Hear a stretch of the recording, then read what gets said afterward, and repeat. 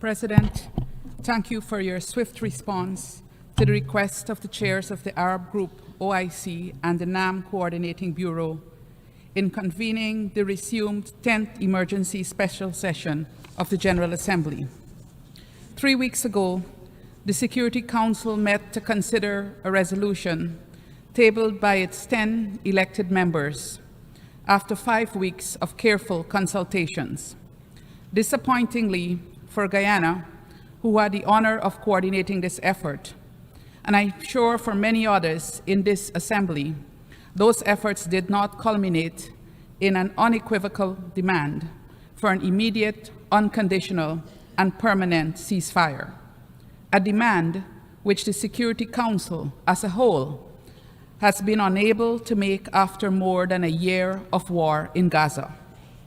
Despite the strong political will that exists for the Council to fulfill its charter mandate in response to the atrocities being committed in Gaza, the Council has been hamstrung by the use of the veto, as was once again demonstrated on 20th of November.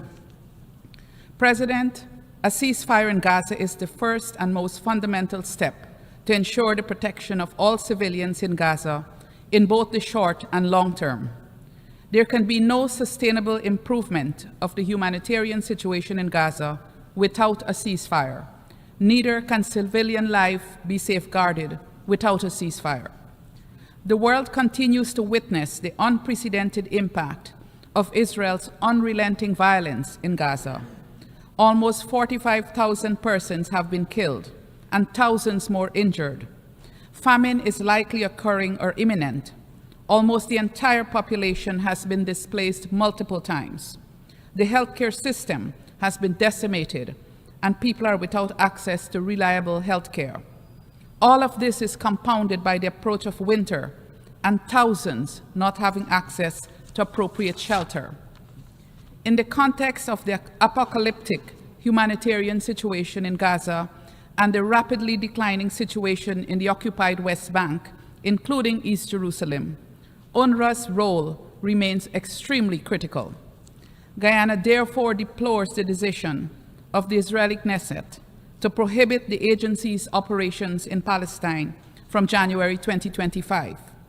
We call on Israel not to implement this decision, but to rescind it.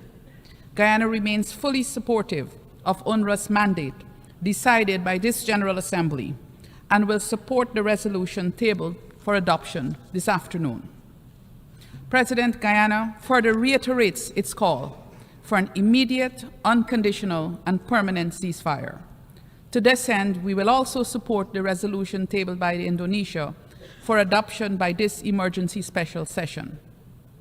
While the E10 resolution was ultimately vetoed, we once again stress the need for all the Security Council members to also issue a demand for a ceasefire. Given the Council's primary responsibility for the maintenance of international peace and security, Guyana is committed to continue engaging on all efforts to this end.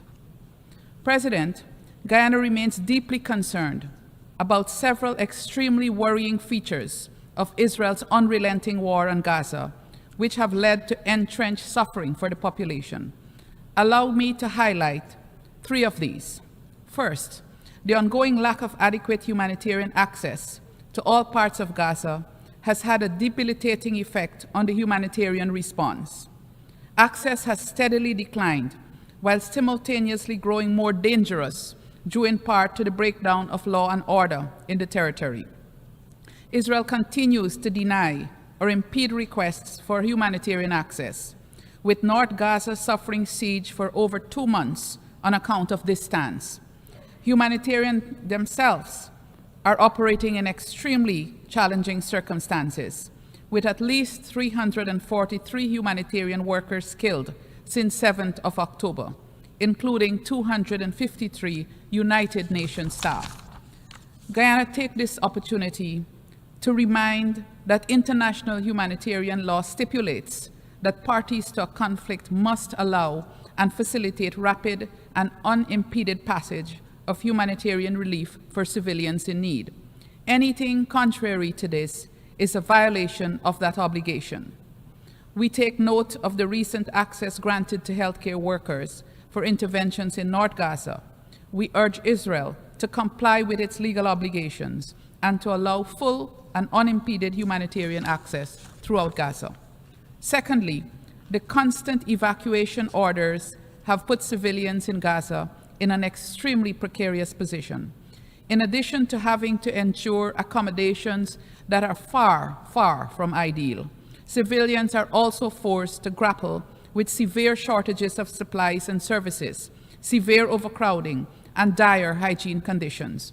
Guyana has taken note, for example, of the 2nd December evacuation order issued to areas in North Khan Yunis. As reported by OCHA, the area to which displaced civilians moved includes Al-Qarara Seaport, where high tides had displaced many families in recent days. We utterly deplore the inhumanity of these constant forced movements. We call on Israel to cease this static, which has resulted in immense suffering for Palestinians who are not safe whether they move or they stay. Thirdly, the pummeling of critical infrastructure in Gaza since 7th of October 2023 has, among other things, created conditions for disease to thrive. It also ensures that recovery efforts would be made difficult, long, and expensive. The people of Palestine must have a place of redress for what has been done to them. Guyana recalls in this context the 19th of July advisory opinion of the International Court of Justice, which concluded that Israel has an obligation to provide reparation for the damage caused by its internationally wrongful acts. President, dear colleagues, the United Nations, particularly the Security Council and General Assembly, must act to bring this war to an end and to chart an irreversible path towards achieving the two-state solution.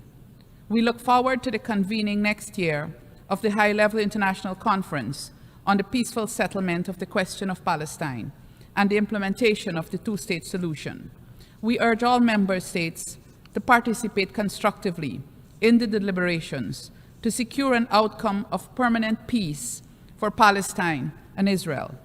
We particularly urge Israel to abide by its international legal obligations, including its obligation to bring its continued occupation of the Palestinian territory to an end. It is clear, Madam President, after almost 8 decades of war, that peace and security cannot be achieved through violence. Guyana is committed to supporting all efforts for lasting peace between Palestine and Israel. I thank you.